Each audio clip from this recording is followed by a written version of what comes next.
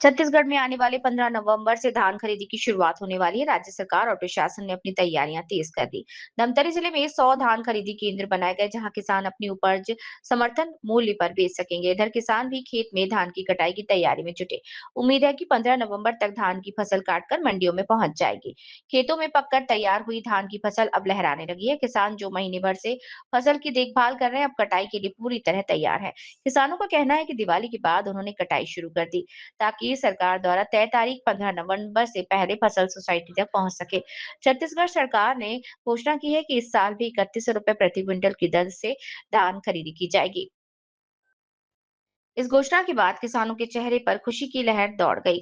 हम लोग दिवाली के बाद खेतों में उतर गए और धान कटाई लगभग शुरू हो गई है। सरकार ने जो 15 नवंबर से खरीदी की तारीख तय की, उसका हम स्वागत करते हैं। धान खरीदी में हमें पिछले साल कोई परेशानी नहीं हुई थी। इस बार भी सरकार वैसे ही व्यवस्था रखे, ताकि किसान बिना दिक्कत अपना धान बेच सके। साथ ही दलहन तिलहन फसलों का भी समर्थन मूल्य तय होना चाहिए। सरकार की घोषणा के साथ ही प्रशासनिक अमला भी सक्रिय हो गया। कलेक्टर ने बताया कि मुख्यमंत्री और सचिव ने धान खरीदी की तैयारियों को लेकर बैठक के विशेष निर्देश जारी किए। प्रशासन का लक्ष्य किसी भी किसान को खरीद के दौरान कोई दिक्कत ना हो। 15 नवंबर से धान खरीदी की प्रक्रिया शुरू होगी। सभी केंद्रों में व्यवस्था दुरुस्त कर दी गई है। किसानों को किसी भी तरह की परेशानी नहीं होने दी जाएगी। बहरहाल धान खरीदी को लेकर सरकार और प्रशासन दोनों सक्रिय हैं। किसान भी अपनी फसल काटने और बेचने की तैयारी में जुट गए हैं। उम्मीद है कि इस बार भी खरीदी प्रक्रिया सुचारू रूप से चलेगी और किसान अपनी मेहनत की उपज को समर्थन मूल्य पर बेचकर राहत की सांस लेंगे। धान खरीदी का मौसम छत्तीसगढ़ के किसानों के लिए सिर्फ आर्थिक नहीं, बल्कि भावनात्मक भी होता है, क्योंकि यही वह समय है जब उनकी साल भर की मेहनत का मूल्य उन्हें मिलता है।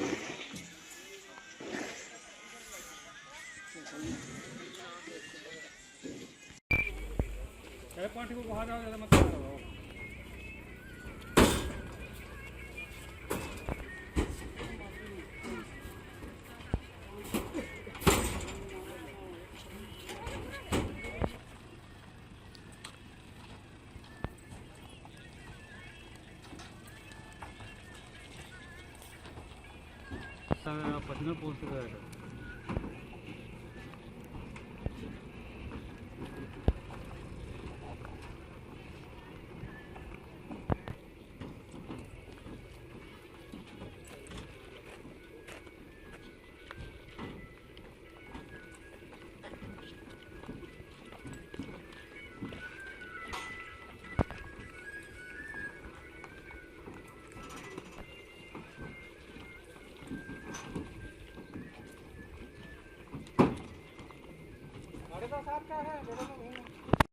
अभी धान लगभग 15% तैयार हो है। और जो शासन निर्णय ले 15 तारीख के, हमें अच्छे से तैयार हो जाए। हमारा वेट वगैरह भी अच्छा समय मिले। और जो निर्णय है 15 तारीख के, बढ़िया निर्णय है। तो पिछले साल भी धान बेचे रहो, का स्थिति से? पिछले साल भी धान बेचे हैं, अच्छे समय में बेचे हैं।